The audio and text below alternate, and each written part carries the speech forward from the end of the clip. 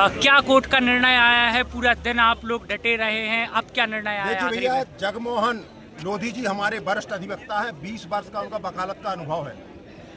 विगत दिनों शाहपुर में हुए हत्याकांड के संबंध में उन्होंने अपना पक्ष वहां पर रखा था, जिस कारण से पुलिस प्रशासन द्वारा उनके खिलाफ एक झूठी FIR कर दी गई थी और अपने ही अधीनस्थ कर्मचारी हवलदार के माध्यम से रिपोर्ट दर्ज करवाई गई थी, जिसमें हरिजन मामला का एक्ट भी बनाया गया था और आगजनी का मामला भी बनाया गया था। 9 तारीख की घटना बताई गई थी और 13 तारीख को FIR दर्ज की गई। 13 तारीख को 3 बजे FIR नंबर पर कायम की गई और उनको रहली जाते समय, देवरी जाते समय उनको रास्ते में गिरफ्तार कर लिया गया और कल शाम को 4:30, 5:30, पौने 6 बजे कोर्ट में पेश किया। चूँकि उनका मुलाहजा नहीं करवाया था, इस वजह से कोर्ट ने उनको वापस कर दिया और आज सुबह 10:30 बजे उनको पेश किया। क्योंकि मामला बिल्कुल फर्जी था, सारी चीज़ें थी जो शासकीय कार्य में बाधा के संबंध में उन्होंने अपनी धाराएं लगाई हैं, उस व्यक्ति का रोजनामचा सानहाई उस दिन का पेश नहीं किया कि उक्त व्यक्ति ड्यूटी पर था अथवा नहीं था। और मुलाहजा भी 9 तारीख का कहीं नहीं कराया, 13 तारीख का मुलाहजा करवाया है, जबकि पुलिस महकमे में रोज कार्य करता है और 4-5 दिन डिले FIR है। पूरा मामला थाना चौकी के प्रभारी अशोक उपाध्याय के कारण ये सब घटित हुआ है। उन्हीं ने जो हत्याकांड हुआ है उसको एक्सीडेंट प्लान करने की साजिश रची थी।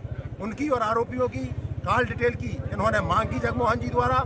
इसलिए पुलिस प्रशासन ने दबाव बनाने के उद्देश्य से 4-5 व्यक्तियों के खिलाफ नामजद और 40-50 अन्य व्यक्तियों के खिलाफ ये मामला सर बनाया है। अब कोर्ट का क्या निर्णय आया? कोर्ट ने जो आदेश दिया है जगमोहन जी के लिए, आज ही समस्त पुलिस बल यहाँ पर मौजूद रहा है और उन्होंने कोर्ट ने उनको FIR को वो मानते हुए, संदिग्ध मानते हुए जगमोहन जी को 25,000 रुपए की जमानत पर रिहा किया।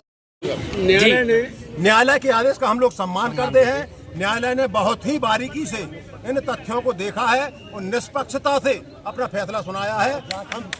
और हम लोग सभी अधिवक्तागण कल पुलिस अधीक्षक महोदय को इस संबंध में झूठी FIR, पुलिस की तानाशाही के संबंध में ज्ञापन भी सौंपेंगे। आपका नाम क्या है?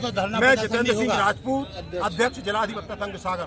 शाहपुर की घटना में एक झूठा मामला दर्ज किया है और हमारे तहसील के अध्यक्ष अधिवक्ता जगमोहन सिंह जी, जो लोधी छतरी महासभा के तहसील के अध्यक्ष भी हैं, किसान संघ के जिले के उपाध्यक्ष भी हैं, नोटरी अधिवक्ता भी हैं, जिला कोर्ट में प्रैक्टिस करते हैं, उनका नाम जिस तरीके से और अन्य लोगों के नाम शामिल किए हैं, चाहे देवेंद्र गौर जी हों, चाहे और अन्य 2 आरोपी हों, पुलिस ने अपने ही कर्मचारी जो दलित वर्ग के सिपाही हैं उन पर प्रेशर डाल करके झूठी FIR दर्ज की है। उसके खिलाफ भी हम लोग ज्ञापन देने आए थे। और जो 2 पीड़ित परिवार हैं, चाहे वो प्रजापति भाई हो हमारा, चाहे हरवार भाई हो, उनके साथ जो अन्याय हुआ है और जिस प्रकार से अपराधियों को बताया जा रहा है, उस प्रकार से जो बात हो रही है उस पर भी हमने संज्ञान लिया है और उनको बताया है कि साहब ये गलत है। और पुलिस ने जो हथियार बनाया है ये अलोकतांत्रिक है, गैर लोकतांत्रिक है। 25 दिन में 40 लोगों के साथ मारपीट हुई है। मारपीट करने वाला गुंडा जो है उसको स्थानीय विधायक का संरक्षण है, गोपाल भार्गव जी का उसको संरक्षण है। और जिस तरीके से 2 महीने में ही उसका जिला बदल खत्म कर दिया जाता है, ये भी जांच का विषय है। और अगर वहाँ आंदोलन कर पीड़ित परिवारों के साथ बैठना गुनाह था तो बैठने वाले वहाँ के नगर पालिका वर्तमान के अध्यक्ष थे, पार्षद थे, पूर्व अध्यक्ष थे, वहाँ के वर्तमान विधायक पंडित गोपाल भार्गव जी थे। तो केवल जगमोहन जी या अन्य 4 लोगों पे ही FIR क्यों, बाकी लोगों पे FIR क्यों नहीं है? ये पुलिस की कार्रवाई दिखाती है कि कहीं न कहीं पुलिस किसी के दबाव में काम कर रही है, वहाँ के स्थानीय विधायक के दबाव में काम कर रही है। और वहाँ अशोक उपाध्याय, जिनको पूर्व में भी दंडित कर दिया जा चुका है, वहाँ से निलंबित कर दिया जा चुका है। उसके बावजूद भी जब पुलिस का मैनुअल कहता है, भारत का संविधान कहता है कि 4 महीने 4 साल तक वहाँ पदस्थापना नहीं मिल सकती, किसकी कृपा से उनको मिली? जो इसका जिला बदल था, जिस गुंडे को, जिसने ये मारपीट की 2 लोगों की हत्या की है, उसका जिला बदल किसने खत्म करवाया? ये सभी जांच के विषय हैं। अगर जगमोहन जी या देवेंद्र गौर जी और अन्य 2 साथी लोग अगर आरोपी हैं तो वहाँ पंडित गोपाल भार्गव का भी FIR में नाम आना चाहिए। मैं सभी लोकतांत्रिक तरीके से पत्रकार जो हमारे लोकतंत्र के 4थे स्तंभ है, आपके माध्यम से मैं मांग करना चाहता हूँ, यदि उस भीड़ में न्याय मांगना एक अपराध है और वो अपराध अगर जगमोहन जी ने किया है तो अपराध पंडित गोपाल भार्गव ने भी किया है, वो वहाँ के नगर के अध्यक्ष हैं उन्होंने भी किया है, वो पार्षद ने भी किया है, पूर्व पार्षद ने किया, और जितनी समाजों के संगठन के वहाँ अध्यक्ष थे पूरे नगर के लोगों ने वो अपराध किया है। तो केवल 4 लोगों पे FIR क्यों? ये प्रश्न चिन्ह सबसे बड़ा खड़ा अभी होता अंदर है। गए, क्या आश्वासन मिला?